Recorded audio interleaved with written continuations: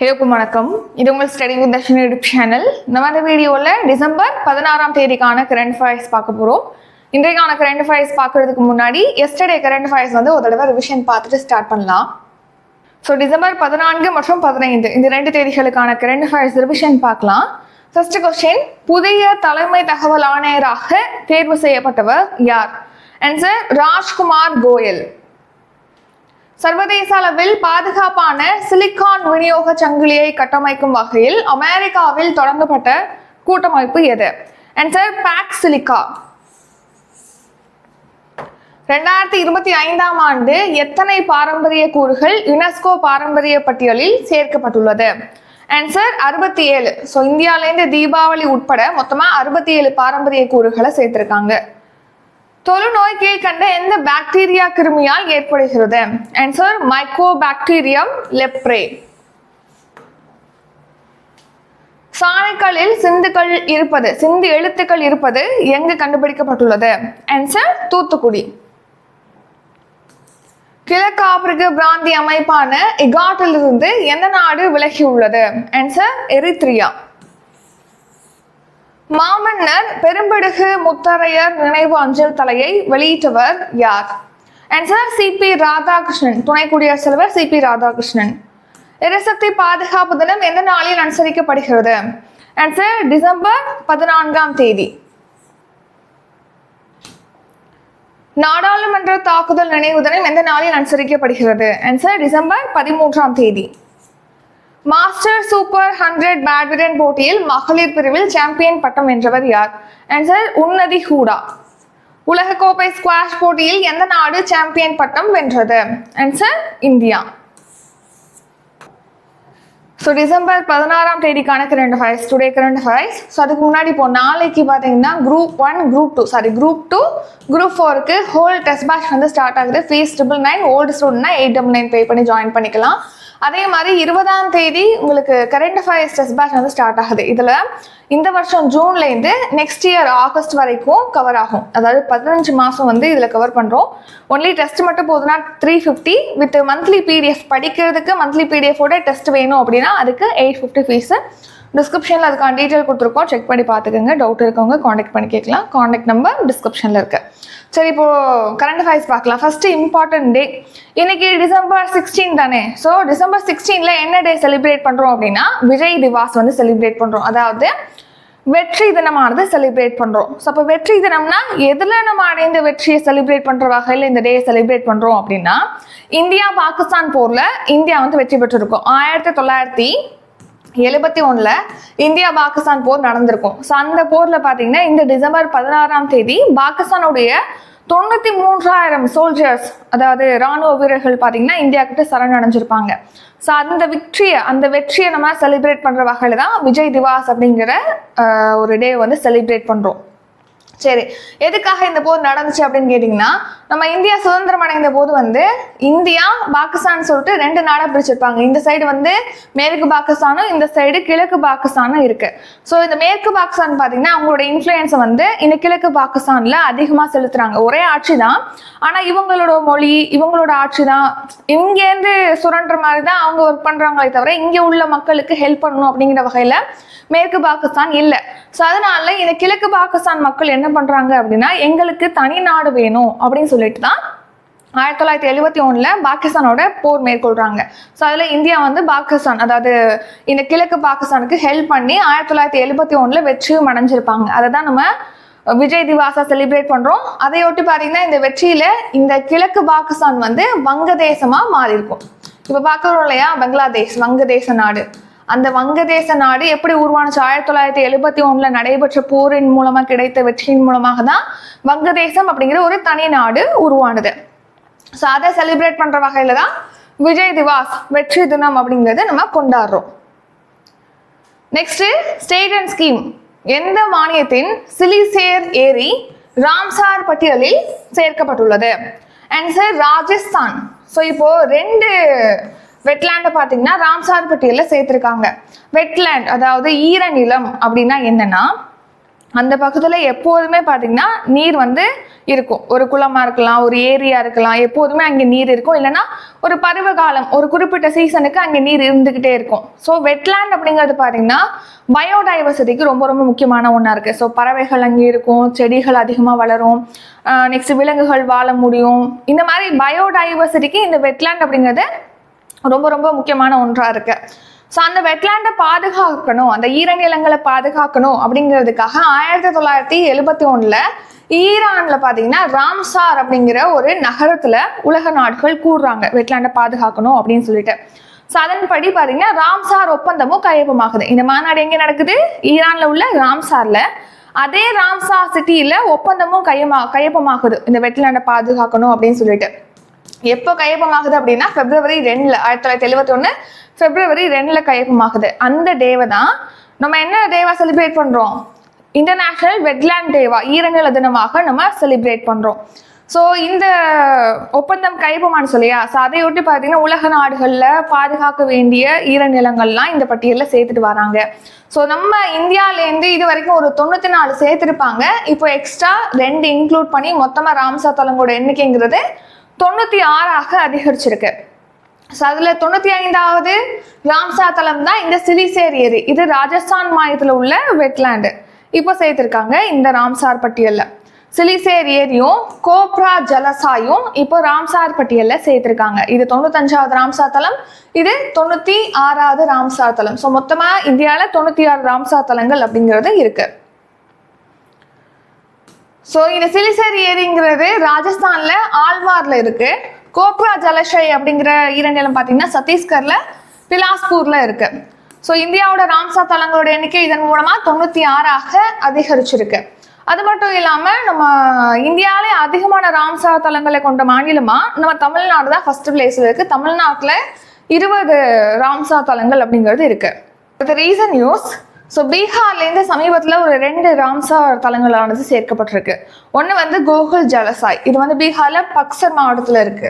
அடுத்து உதய்பூர் ஜீல், இது மேற்கு சம்பரான்ல இருக்கு. நெக்ஸ்ட் ராஜஸ்தான்லேருந்து 2 ஈரநிலங்கள் சேர்த்திருப்பாங்க. அது ஒன்று வந்து பல்லோடியில் இருக்கக்கூடிய கிச்சன், அப்புறம் உதய்பூர்ல இருக்கக்கூடிய மேனார் வெட்லேண்ட் வந்து சேர்த்திருக்காங்க. இப்போ ரீசெண்டா நம்ம இந்தியாவிலேருந்து 44வது யுனெஸ்கோ வேர்ல்டு ஹெரிட்டேஜாக எதை சேர்த்திருக்காங்க? மராத்திய ராணுவ தலங்களை வந்து சேர்த்திருக்காங்க. அந்த மொத்தமா வந்து ஒரு 12 தலங்களை சேர்த்திருப்பாங்க, மராட்டிய ராணுவ தலங்கள் அப்படின்னு சொல்லிட்டு. அதுல நம்ம தமிழ்நாட்டில் உள்ள செஞ்சிக்கோட்டையுமே சேர்த்திருக்காங்க. அந்த செஞ்சிக்கோட்டை தமிழ்நாட்டில் எந்த டிஸ்ட்ரிக்ட்ல இருக்கு? இதுக்கான ஆன்சர் கமெண்ட் பண்ணுங்க. இது உங்களுக்கான கொஸ்டின். அடுத்து இந்த வருஷத்துக்கான யுனெஸ்கோ உலக பாரம்பரிய பட்டியல் 2025 26 புதிய தலங்கள் அப்படிங்கிறத சேர்த்திருக்காங்க. அதாவது மராத்திய ராணுவ தலங்கள் உட்பட மொத்தமா 26 புதிய தலங்கள் சேர்த்திருக்காங்க. இந்தியாவிலேருந்து இந்த மராத்திய ராணுவ தலங்கள், மற்ற நாடுகள்லேருந்து மொத்தமா பார்க்கும்போது 26. அடுத்த ஸ்டேட் அண்ட் ஸ்கீம். வீராங்கனை துர்காவதி புலிகள் சரணாலயம் எந்த மாநிலத்தில் உள்ளது? ஆன்சர் மத்திய பிரதேச மாநிலம். ஸோ மத்திய பிரதேசில் தான் இந்த வீராங்கனை துர்காவதி புலிகள் சரணாலயம் அப்படிங்கிறது இருக்கு. இப்போ எதுக்காக இந்த வீராங்கனை புலிகள் சரணாலயம், வீராங்கனை துர்காவதி புலிகள் சரணாலயம் பத்தி பார்க்கணும் அப்படின்னா, நம்ம இந்த மீண்டும் சிவிங்கி புலிகள் திட்டம் பத்தி பார்த்துருப்போம். 2022 லான்ச் பண்ணியிருப்பாங்க. ஏன்னா 1950களில் பார்த்தீங்கன்னா நம்ம நாட்டில் சிவிங்கி புலிகள் இனமே அழிஞ்சிருச்சு அப்படின்னு சொல்லிட்டு அறிவிச்சிட்டாங்க. ஸோ மறுபடியும் அந்த சிவிங்கி புலிகளை இங்கே ரீஇன்ட்ரடியூஸ் பண்ணணும், மறுபடியும் இங்கே இன்ட்ரடியூஸ் பண்ணணும் அப்படிங்கிற வகையில் ஆப்பிரிக்க கண்டத்தில் உள்ள நமீபியா, தென்னாப்பிரிக்கா ஆகிய நாடுகள்லேருந்து சிவிங்கி புலிகளானது இங்கே கொண்டு வரப்பட்டு குணோ தேசிய பூங்கால வளர்க்க விட்டாங்க. எங்கேயா மத்திய பிரதேச மாநிலத்தில் உள்ள குணோ தேசிய பூங்கால. அதுக்கப்புறமா அங்கே நிறைய வந்துச்சு இல்லையா. சப்போ காந்தி சாகர் தேசிய சரணாலயத்துக்கு வந்து ஒரு சில புலிகளை வந்து மாற்றி விட்டுருப்பாங்க. ஏன்னா நிறைய புலிகள் அங்கேயே இருக்கு, சிவிங்கி புலிகள். ஸோ அதனால ஒரு சில சிவிங்கி புலிகளை என்ன பண்ணியிருப்பாங்க, காந்தி சாகர் தேசிய பூங்காக்கு அனுப்பியிருப்பாங்க. இப்போ 3வது வாழ்விடமாக இந்த வீராங்கனை துர்காவதி புலிகள் சரணாலயத்தை சூஸ் பண்ணியிருக்காங்க. இதுக்கப்புறம் போட்ஸ்வானாலேருந்து கொண்டு வர போறாங்க சிவிங்கி புலிகள். அதை இங்கே வீராங்கனை துர்காவதி புலிகள் சரணாலயத்தில் வளர்க்க வர்றதுக்கு திட்டமிட்டிருக்காங்க. அதனாலதான் அதை பத்தி பார்க்குறோம். ஸோ மீண்டும் சிவிங்கி புலிகள் திட்டம் இது செப்டம்பர் 2022 லான்ச் பண்ணியிருப்பாங்க. குணோ தேசிய பூங்கா அப்புறம் காந்தி சாகர் சரணாலயத்தில் 3வது சிறுத்தைகள், இது வந்து ஏற்கனவே இங்கே குணோ தேசிய பூங்காலையும் காந்தி சாகர் சரணாலயத்திலையும் சிவிங்கி புலிகள் இருக்கு. இப்போ 3வதாக இந்த வீராங்கனை துர்காவதி புலிகள் சரணாலயத்துல இந்த புலிகளை விட போறாங்க, சிவிங்கி புலிகளை. இது எங்க இருக்கு? இது மூணுமே மத்திய பிரதேச மாநிலத்தில் உள்ளதுதான். ஸோ முதல்ல குணோ தேசிய பூங்கா, அடுத்து ரெண்டாவதா காந்தி சாகர் சரணாலயத்தில் 2 சிவிங்கி புலிகள் இருக்கு. அப்புறம் இனிமே வர இருக்கக்கூடிய சிவிங்கி புலிகள் பார்த்தீங்கன்னா இந்த வீராங்கனை துர்காவதி புலிகள் சரணாலயத்துக்கு மாற்றப்படும் சொல்லியிருக்காங்க. ஏன்னா ஜனவரி 2026 போட்ஸ்வானாலேருந்து ஒரு 2 சிவிங்கி புலிகளானது இங்கே கொண்டு வரப்பட இருக்கு. ஸோ அதனால இப்போ 3வது இடமா இதை சூஸ் பண்ணியிருக்காங்க, வீராங்கனை துர்காவதி புலிகள் சரணாலயத்தை. ரீசன் நியூஸ் சமீபத்தில் பார்த்த ஒரு சில முக்கியமான விஷயங்கள் பார்க்குறோம்.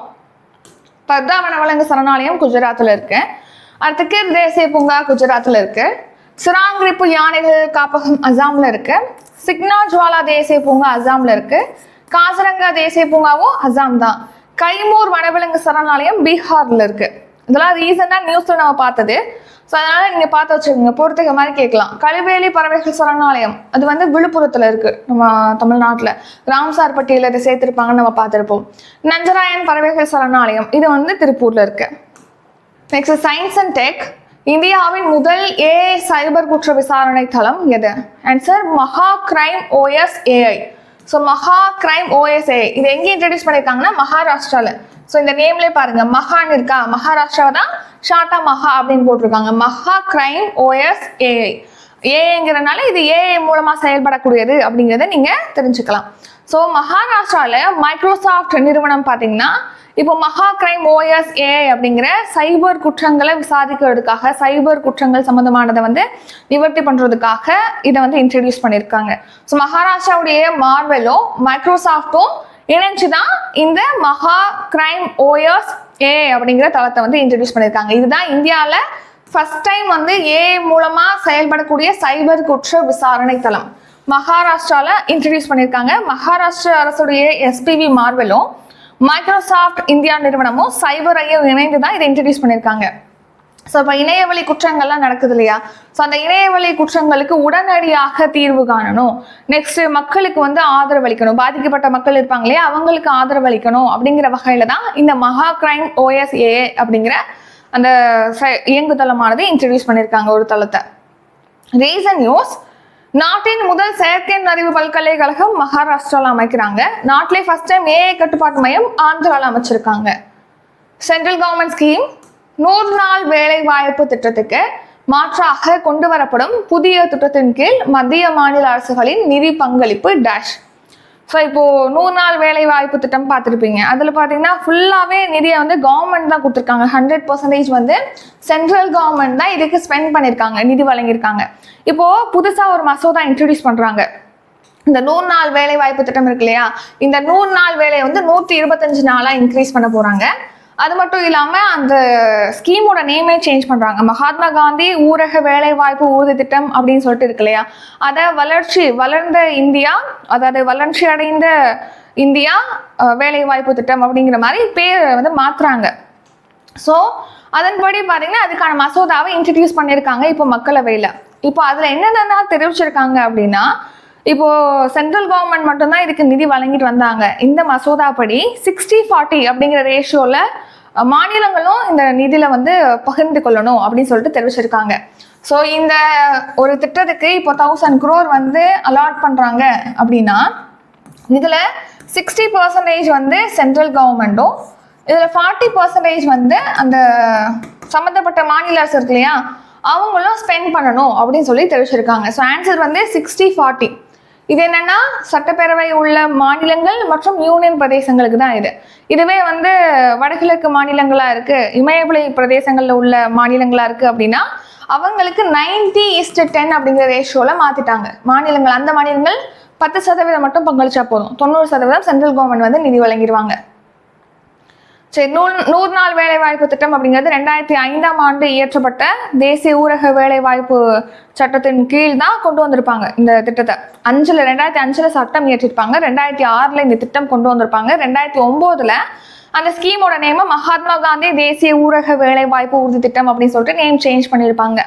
ஒரு நிதியாண்டுல கிராமப்புறத்துல உள்ள மக்களுக்கு ஒரு 100 டேஸ்க்கு வேலை வாய்ப்பு வழங்கணும், அவங்களுக்கு சம்பளத்தோட வேலை வாய்ப்பு வழங்கணும் அப்படிங்கிற வகையில தான் இந்த ஸ்கீமை வந்து லான்ச் பண்ணியிருப்பாங்க. இப்போ இந்த ஸ்கீமோட நேம் பார்த்தீங்கன்னா வளர்ந்த பாரத வேலை வாய்ப்பு மற்றும் வாழ்வாதார ஊரக உறுதியளிப்பு திட்டமாக இதோட பேரை வந்து மாற்ற போறாங்க. சரி, அதுக்கான மசோதாவை இப்போ இன்ட்ரடியூஸ் பண்ணியிருக்காங்க நாடாளுமன்றத்தில் மத்திய அரசு. 100 days ஒர்க்குன்னு பார்க்குறோம் இல்லையா, அதை வந்து 125 days இன்க்ரீஸ் பண்ணுறாங்க. இதில் 100% மத்திய அரசு தான் இது வரைக்கும் நிதி அளிச்சுட்டு வந்திருக்காங்க. இப்போ என்ன பண்ண போகிறாங்கன்னா, மத்திய அரசு 60%, மாநில அரசு 40% வழங்குற வகையில் இதை மாற்ற போகிறாங்க. அதுக்கான மசோதா தான் இப்போ இன்ட்ரடியூஸ் பண்ணியிருக்காங்க. இதுவே வடகிழக்கு மாநிலங்களாக இருக்குது, இமயமலை பகுதியில் உள்ள மாநிலங்களாக இருக்குது அப்படின்னா மாநிலங்கள் 10% மட்டும் நிதி கொடுத்தா போதும், 90% வந்து மத்திய அரசு கொடுத்துருவாங்க. Next reason news. அலகாபாத் பார்த்தீங்கன்னா இப்போ ரீசெண்டாக பிரயாக்ராஜ்னு சொல்லிட்டு பெயர் மாற்றம் செஞ்சுருக்காங்க. ஹரியானாவில் குர்கான் பார்த்தீங்கன்னா குருகிராம்னும், அவுரங்காபாத் வந்து சத்ரபதி சாம்பாஜி நகர்னு மாற்றிருக்காங்க.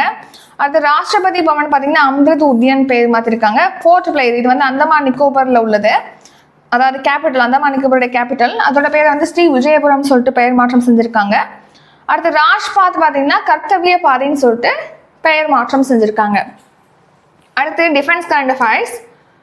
இஹா ஆளில்லா விமானம் கீழ்கண்ட எந்த நாட்டின் தயாரிப்பு? ஆன்சர் துருக்கி. ஸோ துருக்கி நாட்டுடைய ஆளில்லா விமானம், அதாவது ட்ரோன் தான் இஹா அப்படிங்கிறது. இஹா அப்படிங்கிறது பார்த்தீங்கன்னா காமிகேஸ் ட்ரோன் அப்படின்னு சொல்றாங்க. அதாவது காமிகேஸ் ட்ரோன்னா தற்கொலை ட்ரோன். இப்போ இந்த ட்ரோன்ல பார்த்தீங்கன்னா வெடிபொருட்கள்லாம் இருக்கும். இந்த ட்ரோன் வந்து அந்த இலக்கை நோக்கி அனுப்பிடுவாங்க. அந்த இலக்கை போய் அடைஞ்சு அதில் மோதி இந்த வெடிபொருட்களை வெடிக்க வச்சு அந்த ட்ரோனும் வெடிச்சு அந்த இலக்கையும் அழிச்சிரும். ஸோ அந்த மாதிரியான ட்ரோனை தான் நம்ம தற்கொலை ட்ரோன் அப்படின்னு சொல்கிறோம். இந்த இஹா ட்ரோன் இருக்கு இல்லையா, இது வந்து துருக்கியோட தயாரிப்பு. பாகிஸ்தான் பார்த்தீங்கன்னா இந்த நம்ம ஆப்ரேஷன் சிந்தூர் நடத்திருப்போம் இல்லையா, இந்த பெஹல்காமில் பாகிஸ்தான் பயங்கரவாதிகள் தாக்குதல் நடத்திருப்பாங்க ஏப்ரல் மாதம். மே 7 அதுக்கு பதிலடியாக ஆப்ரேஷன் சிந்தூர் ஸ்டார்ட் பண்ணியிருப்பாங்க. அந்த டைமில் துருக்கியோட தயாரிப்பான இந்த இஹா ட்ரோனை பாகிஸ்தான் வந்து யூஸ் பண்ணியிருப்பாங்க. ஸோ அதை வந்து நம்ம ராணுவம் பார்த்தீங்கன்னா அழிச்சிருப்பாங்க. அந்த ட்ரோனை இப்போ காட்சிப்படுத்தியிருக்காங்க. விஜய் திவாஸ் இப்போ செலிப்ரேட் பண்ணோம் இல்லையா, அந்த விஜய் திவாஸை ஒட்டி Pakistan attack, India Pakistan attack டைம்ல பாகிஸ்தானுடைய இந்த இஹா ட்ரோனை வந்து இந்தியா அட்டாக் பண்ணியிருப்பாங்க. அந்த அட்டாக் பண்ண அந்த ட்ரோனை வந்து காட்சிப்படுத்தியிருக்காங்க. ஸோ ஆபரேஷன் சிந்தூர் நடவடிக்கையின் போது சுட்டு வீழ்த்தப்பட்ட துருக்கியோட தயாரிப்பான இஹா அப்படிங்கிற ஒரு ட்ரோனை பார்த்தீங்கன்னா இந்திய ராணுவம் காட்சிப்படுத்தியிருக்காங்க. இப்போ நம்ம வெற்றி தினம் விஜய் திவாஸ் அப்படிங்கிறத செலிப்ரேட் பண்ணோம் இல்லையா, ஸோ அதையொட்டி இதை வந்து காட்சிப்படுத்தியிருக்காங்க. ஸோ நம்ம இந்திய ராணுவத்துடைய தலைமை தளபதி யார் அப்படின்னா உபேந்திர துவிவேதி. இஹா ட்ரோன் அப்படிங்கிறது ஒரு காமிகேஸ் வகையை சேர்ந்த ட்ரோன். அடுத்த ரீசன் நியூஸ். துருவ் ஹெலிகாப்டர் பார்த்தீங்கன்னா ஹிந்துஸ்தான் ஏரோநாட்டிக்ஸ் லிமிடெட் நிறுவனத்திலேருந்து நம்ம வாங்கியிருக்கோம். ரஃபேல் போர் விமானங்கள் பிரான்ஸுக்கிட்டேருந்து வாங்குறோம். அடுத்து T-72 பீரங்கி என்ஜின்களானது ரஷ்யாக்கிட்டேருந்து கொள்முதல் செய்யப்படுது. அடுத்த எக்கனாமி. 2025-26 நிதியாண்டில் இந்தியாவின் பொருளாதாரம் எத்தனை சதவீதம் வளர்ச்சி அடையும் என ரிசர்வ் வங்கி கணித்துள்ளது? ஆன்சர் 7.3%. ஸோ இப்போ 2025-26 நிதியாண்டில் இந்தியாவுடைய growth அப்படிங்கிறது 7.3% இருக்கும் அப்படின்னு சொல்லிட்டு reserve bank of India RBI வந்து தெரிவிச்சிருக்கு. இதை நம்ம ரீசெண்டாகவே பார்த்துருப்போம். ஸோ இப்போ ரெப்போ ரேட்டை கூட குறைச்சிருக்காங்கன்னு நம்ம சொல்லி பார்த்துருப்போம். அது எவ்வளோவாக அந்த ரெப்போ ரேட்டை கம்மி பண்ணியிருக்காங்க ரிசர்வ் பேங்க் ஆஃப் இந்தியா? இதுக்கான ஆன்சரும் கமெண்ட் பண்ணிருங்க. 2 கொஸ்டின் கேட்டிருக்கேன். ஸோ 2க்குமே 1, 2 அப்படின்னு சொல்லி போட்டு 2க்கு ஆன்சர் பண்ணிடுங்க. ஸோ இந்த நிதியாண்டில் 7.3% வந்து இந்தியா வந்து வளர்ச்சி அடைன்னு சொல்லிட்டு ரிசர்வ் பேங்க் வந்து கணிச்சிருக்காங்க. இந்த நிதியாண்டில் ஜூலைலேருந்து செப்டம்பர் காலாண்டு, அதாவது செகண்ட் குவார்ட்டரில் பார்த்தீங்கன்னா இந்தியாவோட வளர்ச்சி 8.2% வளர்ச்சி அடைஞ்சிருக்கு. அடுத்து கடன் ஜிடிபி விகிதம் பார்த்தீங்கன்னா கரோனா டைம்ல இருந்ததை விட இப்போ குறைஞ்சிருச்சு அப்படின்னு சொல்லிட்டு தெரிவிச்சிருக்காங்க. ஸோ எவ்வளவா இருக்கு கடன் ஜிடிபி அப்படின்னா நம்மளுடைய மொத்த ஜிடிபியில், நம்ம நாட்டுடைய மொத்த ஜிடிபியில் கடனோட அளவு எவ்வளவா இருக்கு அப்படின்னு சொல்லிட்டு பெர்சன்டேஜில் சொல்றது தான் கடன் ஜிடிபி. ஸோ கரோனா பெருந்தொற்றுக்கு அப்புறமா 61.4% கடன் ஜிடிபி இருந்தது. இப்போ 2023-24 அது 57.1% குறைஞ்சிருச்சு. 2025-2026 இறுதியில் இது 56.1% குறையும் அப்படின்னு சொல்லிட்டு எதிர்பார்க்கப்படுது. அடுத்து 2014-15 நம்ம நாட்டில் பாதுகாப்பு துறையில உள்நாட்டு உற்பத்தியோட மதிப்பு எவ்வளவா இருந்துச்சுன்னா 46,000 கோடியா தான் இருந்துச்சு. அது 2023-24 1.27 லட்சம் கோடியாக அதிகரிச்சிருக்கு. அதே மாதிரி ஏற்றுமதியுமே அதிகரிச்சிருக்கு பாதுகாப்பு துறையில அப்படின்னு சொல்லிட்டு நம்ம பார்த்துருப்போம் ரீசெண்டா. Next books and authors. The one, cricket, my life and more. என்பது யாருடைய சுயசரிதை நூல்? ஆன்சர் ஷிகர் தவான். ஸோ நம்ம இந்தியாவுடைய முன்னாள் கிரிக்கெட் வீரர் தான் ஷிகர் தவான். ஸோ இவர் தான் தி one cricket my life and மோர் அப்படிங்கிற தலைப்பில் ஆட்டோபயோகிராஃபி சுயசரிதை நூலை வந்து எழுதியிருக்காரு. இவர் தான் அந்த ஷிகர் தவான், இந்தியாவுடைய கிரிக்கெட் வீரர். இவர் தான் இந்த தி one cricket my life and மோர் அப்படிங்கிற தலைப்பிலான புத்தகத்தை எழுதியிருக்காரு. இது வந்து அவருடைய ஆட்டோபயோகிராஃபி சுயசரிதை நூல். ஸோ இவர் ஆரம்ப கட்டத்தில் இந்த கிரிக்கெட்டில் அவர் என்னென்ன இதெல்லாம் சந்திச்சாரு, அதை எப்படி மீண்டு வந்தார், அந்த மாதிரிலாம் இதில் எழுதியிருப்பதா சொல்லியிருக்காங்க. இதை யார் பப்ளிஷ் பண்ணியிருக்காங்கன்னா ஹார்வர்ட் காலின்ஸ் இந்தியா நிறுவனம் தான் பப்ளிஷ் பண்ணியிருக்கு. Next reason news. அமைதிக்கான நோபல் பரிசை வென்றவங்க, அதாவது கைலாஷ் சத்யார்த்தி அமைதிக்கான நோபல் பரிசை பெற்றவர். அவர் எழுதின சுயசரிதை நூல் தான் தியாஷ்லை. நெக்ஸ்ட் எஸ் அம்புஜத்தம்மாளுடைய சுயசரிதை நூலோட பேர்னா நான் கண்ட பாரதம். பேட்ரியாட் அப்படிங்கிற நூலை வந்து அலெக்ஷி நாவல்னி வந்து எழுதியிருக்காரு. Important days. இந்தியாவின் இரும்பு மனிதர் என்று அழைக்கப்படுபவர் யார்? அயன் மேன் ஆஃப் இந்தியா அப்படின்னு சொல்லிட்டு யார் அழைக்கப்படுறாங்கன்னா சர்தார் வல்லபாய் படேல். ஸோ அவருடைய பர்த்டே கூட இப்போ ரீசெண்டாக October 31 நம்ம செலிப்ரேட் பண்ணியிருப்போம் 150th பர்த்டே அப்படின்னு சொல்லிட்டு. ஸோ இந்த சர்தார் வல்லபாய் படேல் அவர்களுடைய 75வது நினைவு தினமானது இப்போ செலிப்ரேட் பண்ணுறோம். இன்னைக்கு December 15, இன்னைக்குல yesterday. So December 15 Sardar Vallabhbhai படேலுடைய 75வது நினைவு தினமானது நம்ம அனுசரிச்சிருக்கோம். இவர் வந்து தேச ஒற்றுமையின் சின்னம், அப்புறம் வலிமையான இந்தியாவின் சிற்பி, அப்புறம் இரும்பு மனிதர், இந்தியாவின் இரும்பு மனிதர் இப்படிலாம் அழைக்கப்படுறாரு. இவர் எப்போ பிறந்தார்னா 1875 October 31, 1950 December 15 காலமாயிட்டாரு. ஸோ இவருடைய 150வது பிறந்த நாள் இந்த வருஷம் செலிப்ரேட் பண்றோம் இல்லையா? ஸோ அதையொட்டி தேசிய பாரத திருவிழா 2025 செலிப்ரேட் பண்றோம். November 1 15 வரைக்கும் செலிப்ரேட் பண்ணியிருக்கோம். Reason news. ஸோ இந்த வருஷம் பிர்சா முண்டாவுடைய 150வது பிறந்த ஆண்டு செலிப்ரேட் பண்றோம். ஐக்கிய நாடுகள் அமைப்பு தொடங்கப்பட்டு 80வது ஆண்டு தினம். அப்புறம் இந்திய அரசியலமைப்பு அமலாக்கம் செய்யப்பட்டு 75வது ஆண்டு தினமானது செலிப்ரேட் பண்றோம். Sports current affairs. தேசிய துப்பாக்கி சுடுதல் போட்டியில் மானுபாக்கர் டேஷ் பதக்கம் வென்றார். ஆன்சர் தங்கப்பதக்கம். ஸோ இப்போ சமீபத்தில் நடைபெற்ற தேசிய துப்பாக்கி சுடுதல் போட்டியில மானுபாக்கர் வந்து தங்கப்பதக்கம் வின் பண்ணியிருக்காங்க. இவங்க லாஸ்டா நடந்த 33வது ஒலிம்பிக் போட்டி பாரிஸ்ல நடந்திருக்கும். அதுல வந்து 2 வெண்கல பதக்கம் வின் பண்ணியிருப்பாங்கன்னு நம்ம பார்த்திருப்போம். சரி, தேசிய துப்பாக்கி சுடுதல் போட்டியில பாத்தீங்கன்னா சீனியர் மகளிருக்கான 25 மீட்டர் பிஸ்டல் பிரிவுல மானுபாக்கர் தங்கப்பதக்கம், ஜூனியர் மகளிருக்கான 25 மீட்டர் பிஸ்டல் பிரிவுல சிம்ரன் பிரீத் வந்து தங்கப்பதக்கம் வின் பண்ணியிருக்காங்க. சீனியர் மகளிர் அணிகள் பிரிவுல ஷீதல் பிரீத்தம் தேசாய், அபிக்னியா அசோக் பாட்டில், ராஹி சர்னோபத் இவங்க வந்து தங்கப்பதக்கம் வின் பண்ணியிருக்காங்க. Maximum medal gold medal win பண்ணியிருக்காங்கன்னா அவங்களுடைய நேம் வந்து ஒரு கிளான்ஸ் பார்த்துக்கோங்க. திரும்ப திரும்ப நீங்கள் பார்ப்பீங்க. பார்க்கும்போது இவங்க வந்து இந்த துப்பாக்கி சுடுதல் வீராங்கனை, இவங்க வந்து வில்வித்தை வீராங்கனை, இவங்க வந்து செஸ் பிளேயர், இந்த மாதிரி நீங்கள் தெரிஞ்சுக்கிட்டாலே போதும். ரொம்ப மைனூட்டாக பார்க்க வேண்டியதில்லை. இப்போது உலக சாம்பியன்ஷிப் போட்டி நடக்குது, அந்த மாதிரி பார்க்கணுன்னா கம்பல்சரி பார்க்கணும். ஒலிம்பிக் போட்டினா கம்பல்சரி பார்க்கணும். அதே மாதிரி இந்த ஸ்போர்ட்ஸுக்கான விருதுகள்லாம் கொடுக்குறாங்க இல்லையா, அர்ஜுனா விருது, துரோணாச்சாரியா விருது இதெல்லாம் கொடுக்குறாங்க இல்லையா, அந்த டைம்ல வந்து நம்ம பார்த்துக்கணும். அடுத்து ஜூனியர் மகளிர் அணிகள் பிரிவுல ராணுவ அணி வந்து தங்கப்பதக்கம் வின் பண்ணியிருக்காங்க. வெள்ளி பதக்கம் தில்லி அணி, வெண்கல பதக்கம் வந்து பஞ்சாப் அணி. அடுத்து ஷார்ட் நியூஸ். ரோஹித் சர்மா, விராட் கோலி உட்பட தேசிய அணியில் இருக்காங்களே, தேசிய கிரிக்கெட் அணியில் இருக்காங்களே, அவங்க எல்லாருமே இந்த விஜய் ஹசாரே கோப்பை போட்டியில விளையாடணும், அதை கட்டாயமாக்கியிருக்காங்க BCCI. அடுத்து இப்போ அண்மை காலமா தங்கம் வெள்ளியோட விலையானது உயர்ந்துட்டு வருது. அதுக்கு காரணம் என்ன சொல்றாங்கன்னா புவிசார் அரசியல் பதற்றம் தான் அதுக்கு காரணம் அப்படின்னு சொல்லி தெரிவிக்கிறாங்க. ஸோ ஒருவேளை உங்களுக்கு இப்போ கோல்டு ரேட் அதிகமாக இன்க்ரீஸ் ஆகுறதுனால ஒருவேளை கேட்டா அதுக்கு ஆன்சர் பண்ணிக்கலாம் நீங்க. அடுத்து December 16 கரண்ட் அஃபேர்ஸ் ரிவிஷன். எந்த மாநிலத்தின் சிலிசேர் ஏரி ராம்சார் பட்டியலில் சேர்க்கப்பட்டுள்ளது? ஆன்சர் ராஜஸ்தான். வீராங்கனை துர்காவதி புலிகள் சரணாலயம் எந்த மாநிலத்தில் உள்ளது? ஆன்சர் மத்திய பிரதேசம். இந்தியாவின் முதல் AI சைபர் குற்ற விசாரணை தளம் எது? ஆன்சர் மகா கிரைம் OS AI. 100 நாள் வேலை வாய்ப்பு திட்டத்துக்கு மாற்றாக கொண்டு வரப்படும் புதிய திட்டத்தின் கீழ் மத்திய மாநில அரசுகளின் நிதி பங்களிப்பு டேஷ். ஆன்சர் 60:40. இஹா ஆளில்லா விமானம் கீழ்கண்ட எந்த நாட்டின் தயாரிப்பு? Answer Turkey. 2025 to 26 நிதியாண்டில் இந்தியாவின் பொருளாதாரம் எத்தனை சதவீதம் வளர்ச்சி அடையும் என ரிசர்வ் வங்கி கணித்துள்ளது? Answer 7.3%. Answer 7.3%. The one cricket my life and more என்பது யாருடைய சுயசரிதை நூல்? ஆன்சர் ஷிகர் தவான். இந்தியாவின் இரும்பு மனிதர் என்று அழைக்கப்படுபவர் யார்? ஆன்சர் சர்தார் வல்லபாய் படேல். தேசிய துப்பாக்கி சுடுதல் போட்டியில் மானு பாக்கர் டேஷ் பதக்கம் வென்றுள்ளார்? ஆன்சர் தங்கப்பதக்கம்.